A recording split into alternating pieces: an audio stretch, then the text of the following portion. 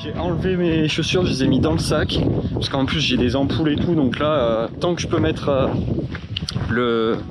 les tongs, je mettrai les tongs. Donc là normalement je devrais avoir 20 minutes de marche pour aller jusqu'au prochain arrêt de bus. J'ai pu prendre le temps ce matin de me poser un peu, de ranger tranquillement. Enfin vous pouvez pas savoir, là il est 10h, j'ai l'impression que normalement c'est la fin de journée. J'ai déjà marché 4 heures, enfin bref. Bon, encore une fois, j'ai pas déclenché la cam, j'y ai pas pensé, là j'étais tellement dans le moment. En fait, là il y avait deux voitures qui discutaient et dans l'une des voitures, c'était le propriétaire du ranch. Je lui ai dit que franchement, je me suis régalé pour cette dernière nuit vraiment calme, que tout y était. Et en fait, c'est le genre d'endroit où quand t'as une voiture, c'est un peu isolé, mais tu y es vraiment bien.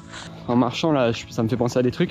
Depuis que j'ai préparé ce projet, le nombre de personnes qui m'ont dit que c'était chaud, que ça pouvait être dangereux, qui me racontent des histoires, qu'il y a des gens qui se sont perdus, qui se sont tombés. Enfin, beaucoup de choses qui fait que ça peut vous démotiver. Honnêtement, il faut faut vraiment garder le cap et garder ses objectifs parce que sinon, quand tu prends 10 remarques en 2 jours de c'est chaud qui te fait comprendre que tu vas pas y arriver. Il faut vraiment garder ses objectifs en tête et savoir ce qu'on a préparé, etc.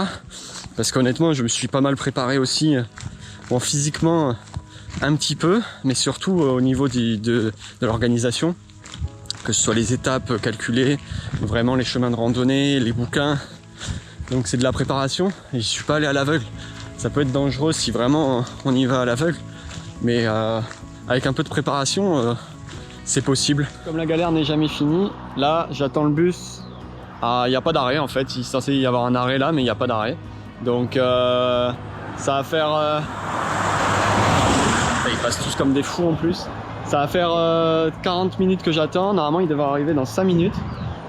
Bon, je croise les doigts, hein.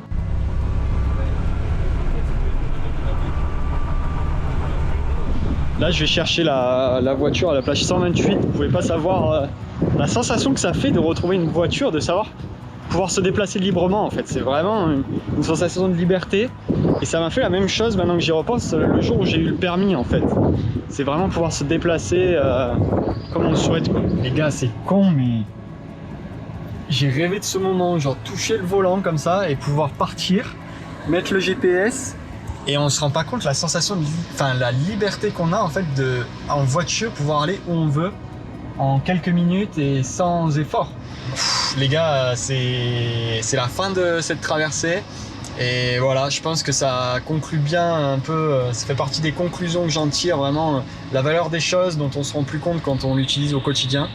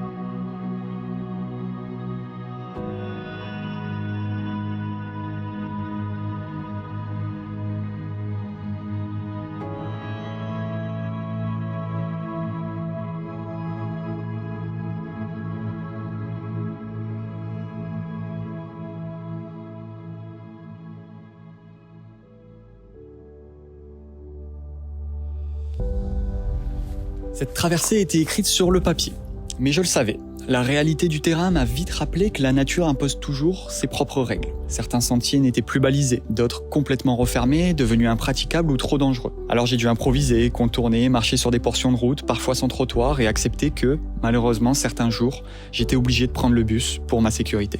Et pourtant, au milieu de ces imprévus, il y a des rencontres incroyables, des personnes qui ont marqué mon chemin, même si je n'ai pas pu tout montrer dans ce film. La réalité, elle, a été bien plus longue, plus intense, plus difficile que ce que les images laissent paraître. Mais c'est justement dans ces moments-là qu'on revient à l'essentiel, à la valeur de l'effort, à la beauté brute de la nature. Cette traversée n'a pas été parfaite. elle a été vraie. C'est tout ce que je venais chercher.